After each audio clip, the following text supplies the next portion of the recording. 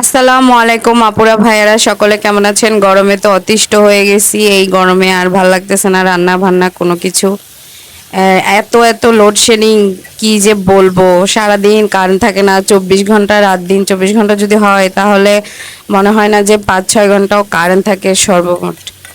কার কি অবস্থা এই গরমে? কার কার আমার মতো এই বাজে দশা, কমেন্টে জানাবেন। তবুও কি আর করার, যেহেতু গৃহিণী, রান্না তো করতে হবে, পরিবারের সকলকে তো খাবার খাওয়াতে হবে। রান্না না, আমি রান্না না করলে কে করবে?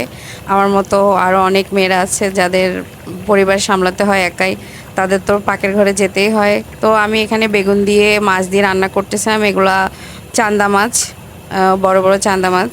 তো আমি চান্দা মাছগুলোকে আগে ভেজে নিয়েছিলাম, আর একটা বেগুন দিয়ে এগুলো আমি ঝোল ঝোল করে রান্না করতেছি।